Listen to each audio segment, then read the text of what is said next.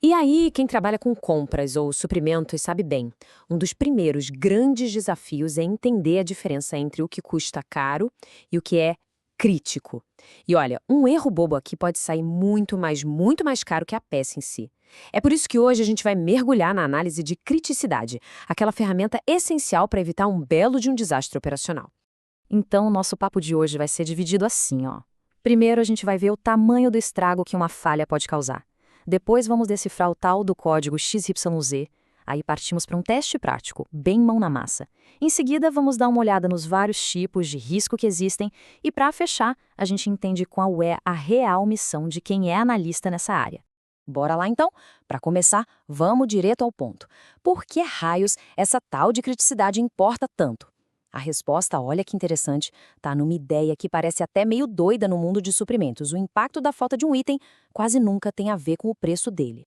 Parece até pegadinha de entrevista, né? Mas a resposta é o que está no coração do nosso assunto de hoje. Pensa só, a falta de um parafuso, um simples parafuso de centavos, pode simplesmente parar uma linha de produção inteira que vale milhões.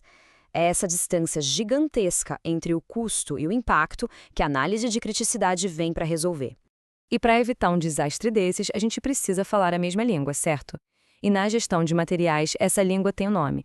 É a classificação XYZ. E aqui está o pulo do gato, a sacada principal. A análise de criticidade, no fundo, olha para duas coisas ao mesmo tempo. Primeiro, esse item é absolutamente essencial para a operação? E segundo, é um sufoco para conseguir esse item no mercado? É juntando essas duas respostas que a gente descobre o tamanho real do risco. Essa classificação bota ordem na casa, organiza o risco de um jeito bem claro. Olha só, itens da classe X? Tranquilo, baixo impacto, super fáceis de substituir. A classe Y já? Acende aquela luz amarela, sabe? O impacto é moderado. Agora, a classe Z, é aí que o bicho pega. São aqueles itens vitais, que muitas vezes não tem substituto nenhum. Faltou? Já era. A produção para. O legal desse método não é só etiquetar as coisas, mas é forçar todo mundo a conversar, a decidir qual o tamanho do risco que a empresa topa correr. Beleza, a teoria está entendida. Mas e na prática, como é que a gente faz isso no dia a dia, na correria? Então, o processo todo pode ser bem mais simples, com um teste prático que se resume a 4 perguntas-chave. Isso mesmo, 4. Pensa nessas perguntas como um checklist. Rápido, mas super poderoso. Serve para avaliar qualquer item do estoque e tirar a prova dos 9 sobre a importância dele. Vamos passar por elas. Primeira pergunta: o material é imprescindível para a empresa? Sim ou não? Segunda: dá para comprar numa boa com facilidade? Terceira: existe um plano B? Algum item similar no mercado que quebre o galho? E a quarta, que está ligada na terceira: esse plano B, esse similar, é fácil de achar? A lógica é simples. Se a resposta para imprescindível for sim e para as perguntas de facilidade for não, pronto, tá aí um item crítico na sua mão. Mas calma que não acaba aí. A análise é mais profunda. Definir se um item é crítico ou não vai muito além de só pensar se é difícil de comprar. Existem várias caras diferentes do risco que a gente precisa olhar para ter a foto completa. Um item pode ser crítico por uma penca de motivos. Pode ser por problema para conseguir comprar, pode ser por grana mesmo, razões econômicas, dificuldade de guardar ou transportar, ou porque é impossível prever quando vai precisar, ou até por segurança. Vamos dar uma olhada em alguns desses pontos com mais calma. Vamos começar com os problemas de obtenção, que são os mais óbvios. Pensa no material importado.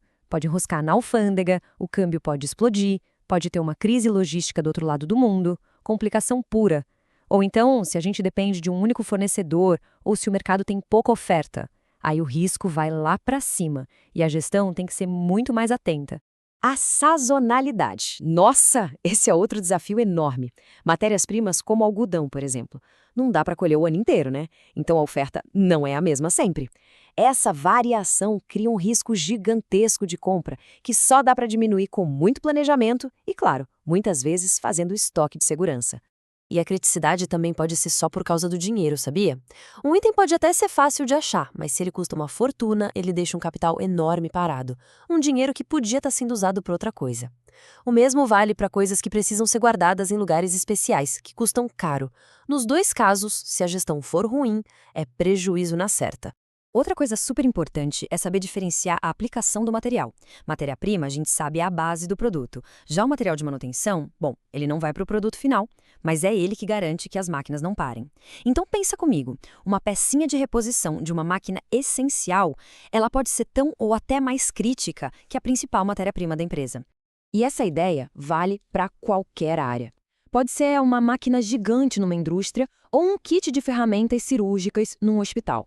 Os dois são ativos vitais. Falhar ali não é uma opção.